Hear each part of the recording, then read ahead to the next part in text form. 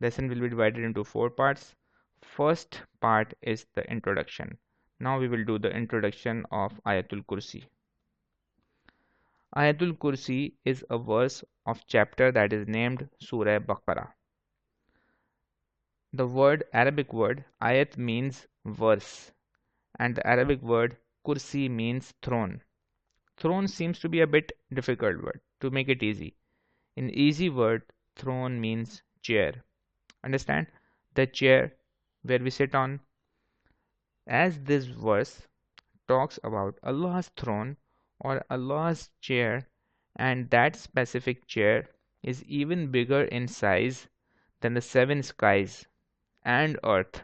Therefore, this verse is named Ayatul Kursi. The second part is translation and explanation. Now, understanding translation is very important because if you are able to understand translation very well, then it means that almost half of your problem is solved. And then you can also make its theme, topic, subject in your own words and can elaborate it as well if someone asks you about the specific verse. Then we go to the translation. I am reading from the screen. As you can see, it says, Allah, there is no God but He.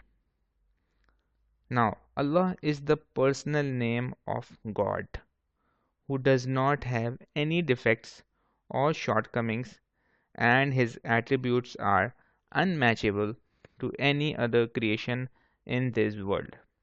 Then the translation says, see on the screen, the living, the self-subsisting, eternal.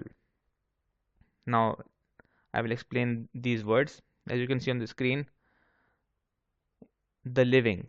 The living means that Allah existed from the beginning, even before world came into existence. The second word is self-subsisting. Self-subsisting means that He will continue to exist forever.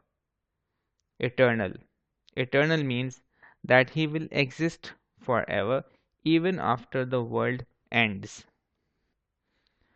Meaning that Allah does not need anyone's help to do anything in this world, but the whole world needs His help. And without Allah's help, no one can do anything.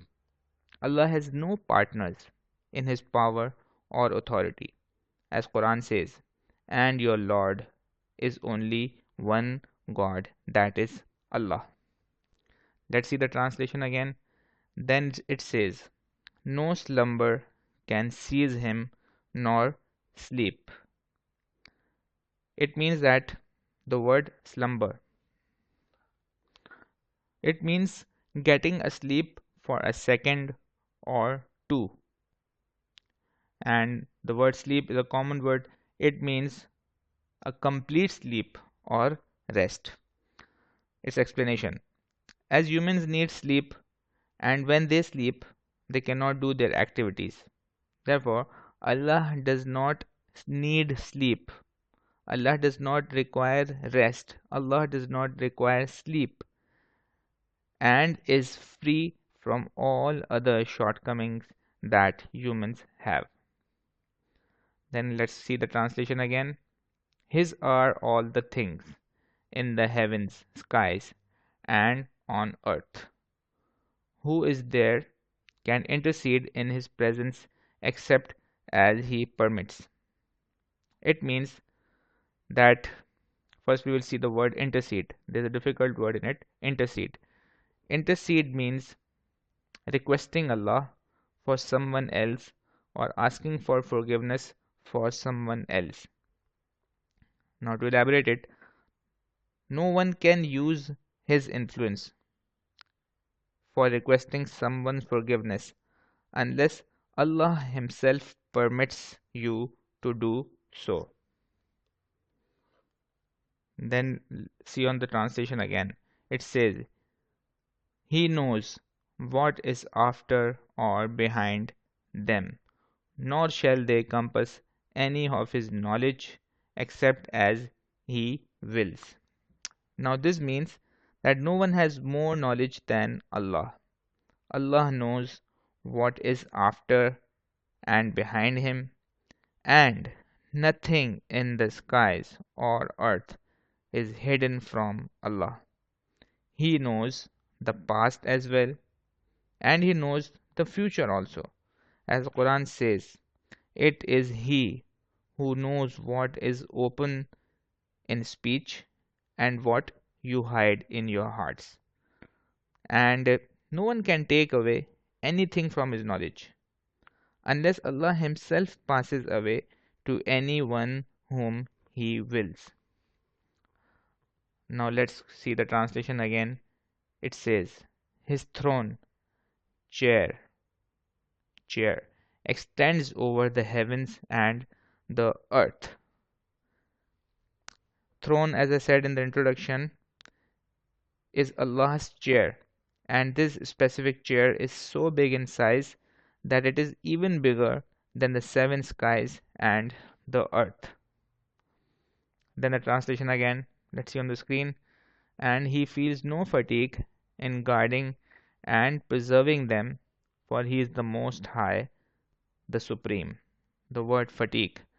Fatigue means tiredness, meaning that Allah maintains the existence of skies and earth, and also is its only creator, and does not even get tired, unlike human beings who after doing some hectic work get tired.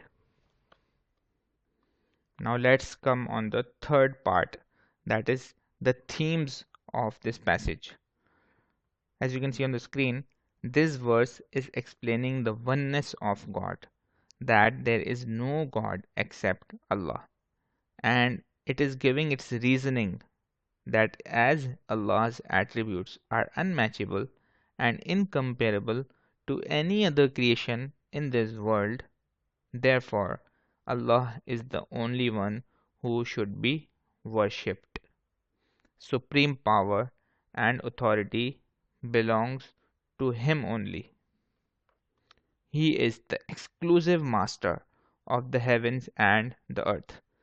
The second theme is that, as you can see on the screen, Allah has no partner in His attributes also. As He has no partners in worship also, Allah does not have any partners in attributes also. He is ever living, supporter of the entire universe and all knowing. The third theme is that you can see on the screen, Allah is free from weaknesses or limitations that ordinary lives have, and He alone is worthy of worship.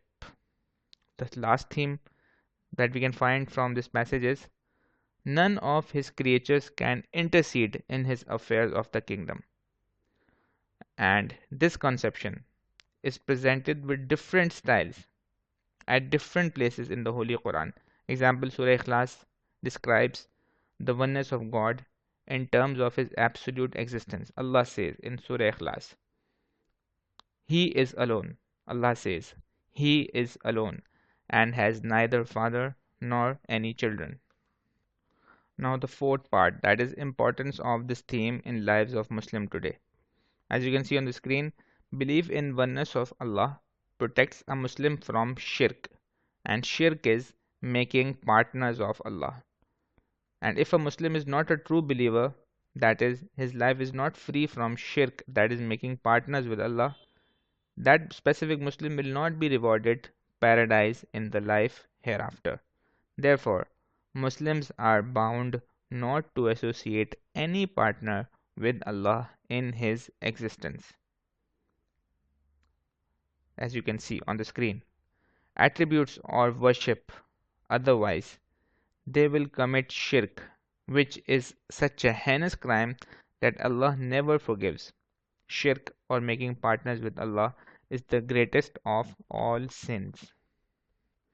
The next important point, as you can see on the screen, is when a Muslim believes that Allah is watching him all the time, he will stop from committing worldly crimes like theft, robbery, drinking, bribe, etc. He will refrain from all kinds of moral and social evils. The other thing that in this passage Muslims learn is that when a Muslim believes that it is only Allah who has unlimited powers and authority, then the Muslim will not seek help from other deities, and the Muslim will obtain spiritual purity and dignity by bowing down only before Allah, instead of asking the so called holy men or attending shrines for the solution of his troubles. He will supplicate only to the real source, that is, Almighty Allah. The last theme is that this verse also refutes the notion that on the day of judgment, prophets, saints, and angels shall wield influence and force Allah to pardon their followers. No intercession will be granted. No intercession will be granted except with the permission of Allah. Now, the practice questions. Question number 1. Write the themes of Ayatul Kursi. Question number 2. Write the importance of theme in Muslims' lives. Thank you.